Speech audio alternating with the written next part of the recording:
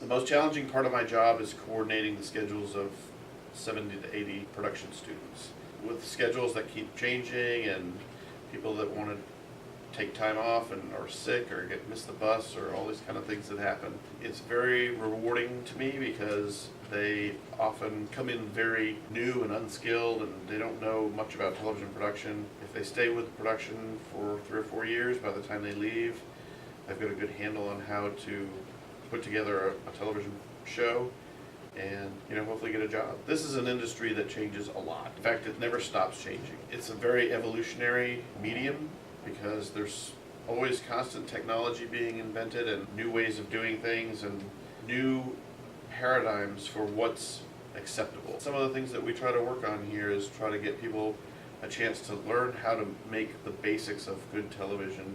Wherever they go when they get a job, hopefully they can take those basics and adapt it to the situation that they're in. The media industry in general, but specifically television, has changed immensely over time, not even just by recording formats, which is a big factor.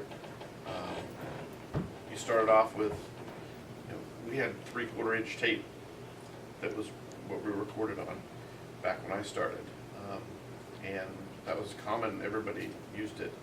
So as the tapes kept getting smaller, and then in about 2000, 2005, tapes just began disappearing, and it became clips, storage on SD cards and so forth. And now a bunch of media is not even stored on a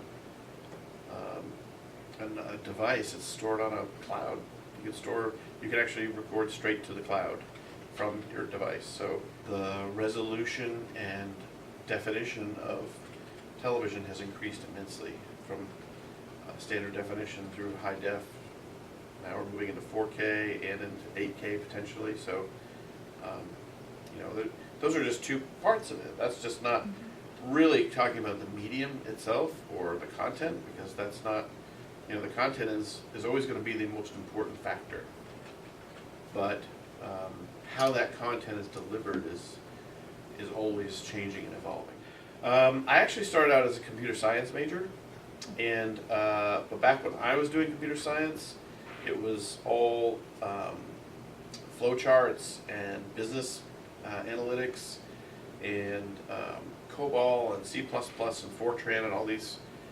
It was just lines and lines and lines and lines and lines of code, and it was incredibly boring. I was like, I just can't picture myself sitting in front of a computer screen, ironically, sitting in front of a computer screen doing this every day. And so a friend of mine was in journalism, and he said, you should come take an intro course and just see if you like it. And so I did that in the first semester, second semester, and then I decided to go work to volunteer at the PBS station on campus, and that's what really got me hooked, because it was hands-on. I got to do things, and I really enjoyed the process of making something from behind the scenes, creating it and controlling it, really, from make it all come alive, so to speak. My days vary. Every weekday we have a newscast, a 30-minute live newscast. That's my number one priority. Making sure that we have enough students to perform all the functions. Making sure that we have training opportunities for every student that we can in those situations. To me, I look at every newscast as a training opportunity, and if we're not training somebody at some point, we're missing that opportunity. And there's a limited number of them throughout the year and throughout the semester. So that's the biggest responsibility that I have. A lot of things that I do revolve around that. I also maintain a lot of the studio set up to make sure that we're ready to go for any productions that happen. And I also teach a Basic 5 course, which is an introduction to television production as well. So that's a little other varied sundry side projects as well. I have been here with the University of Florida since 2002, so 16 years. And it's been great. and I've enjoyed it. I love working for UF. I think it's a fantastic university. The students here get so many opportunities, and I've seen a lot of other universities and their setups for television production and what they do, and there's very few that compare with UF as far as what every student, the opportunities that they have, whether it's immersion or whether it's just the straight academic through the master's and PhD programs are just awesome. The major I picked, a lot of people go to college and they pick a major and then they graduate and don't end up working in that major for some reason, or for that industry or that career. I knew that I wanted to do television production, and that's what I kept doing and enjoyed doing. Honestly, it's the most rewarding job I've ever had. I've actually worked at another university and did the similar position, and I liked it, and I enjoyed getting people to come in not really knowing what they're doing, and then 3 or 4 years later, 5 years later, walking out the door and hopefully getting a job.